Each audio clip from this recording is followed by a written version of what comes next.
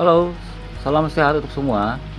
Kembali kita berjumpa di materi PPKN kelas 8 bersama saya Albertus Wahyu Suharjono, SPD. Materi yang akan kita bahas hari ini adalah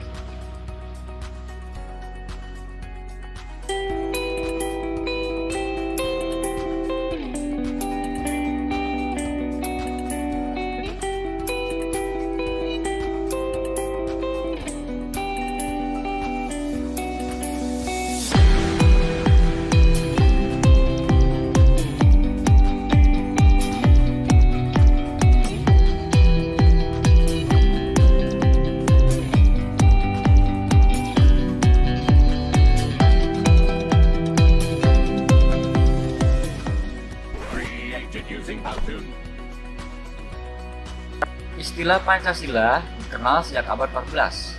Terdapat dalam buku Nagara Kertagama karangan Prapanca dan Pustikasoma karangan Tantular.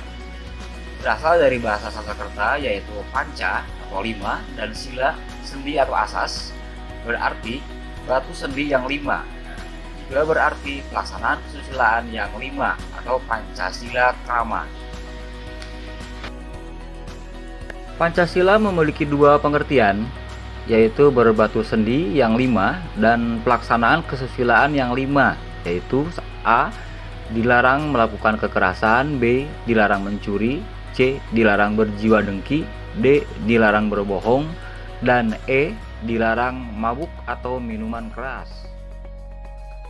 Pengertian Pancasila sebagai dasar negara dinyatakan secara jelas dalam pembukaan Undang-Undang Dasar Negara Republik Indonesia tahun 1945 yang berbunyi, maka disusunlah kemerdekaan kebangsaan Indonesia itu dalam suatu Undang-Undang Dasar Negara Indonesia yang terbentuk dalam suatu susunan negara Indonesia yang berkedaulatan rakyat dengan berdasar kepada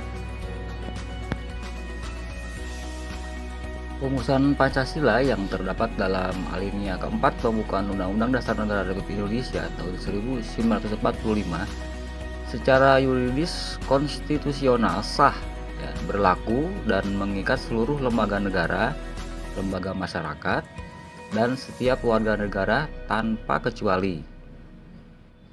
Kemudian dasar negara merupakan landasan dan fondasi negara. Dasar negara dijadikan pedoman dan arah dalam berak langkah penyelenggaraan pemerintah negara. Para pendiri negara Indonesia sudah mengatakan bahwa bangsa Indonesia membutuhkan sebuah dasar bagi penyelenggaraan negara, sehingga dasar negara disebut juga ideologi negara.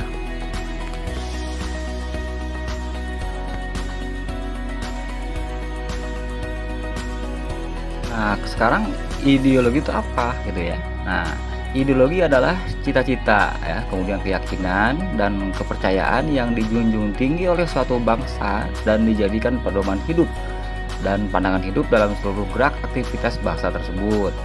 Nah, kemudian Pancasila sebagai pandangan hidup disebut juga way of life, pedoman hidup atau petunjuk hidup.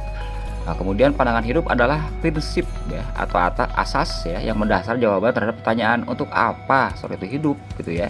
Nah, sehingga dalam pandangan hidup bangsa terkandung konsepsi mengenai kehidupan yang dicita-citakan, pikiran terdalam, dan gagasan mengenai kehidupan yang baik.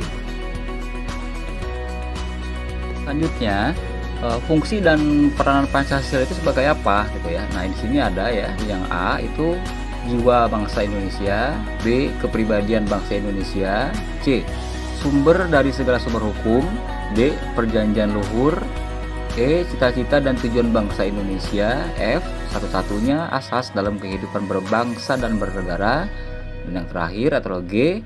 Pancasila sebagai moral pembangunan.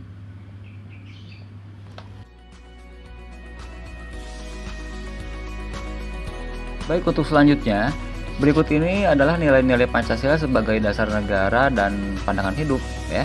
Nah, sila yang pertama itu pengakuan atas keberadaan Tuhan sebagai pencipta alam semesta beserta isinya tentunya ya.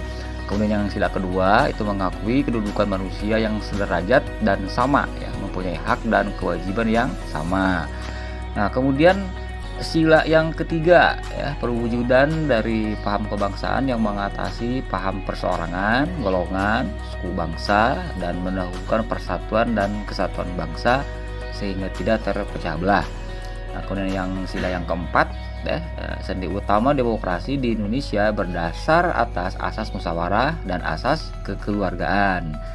Nah, yang terakhir sila kelima nih ya, memperhatikan salah satu tujuan negara yang hendak mewujudkan tata masyarakat Indonesia yang adil dan makmur berdasarkan Pancasila. Bisa kita simpulkan bahwa Pancasila berfungsi sebagai dasar negara ya. Nah, hal ini mengandung maksud bahwa Pancasila digunakan sebagai dasar untuk mengatur ya, penyelenggaraan ketatanegaraan negara yang meliputi bidang ideologi, politik, ekonomi, sosial budaya, dan pertahanan keamanan.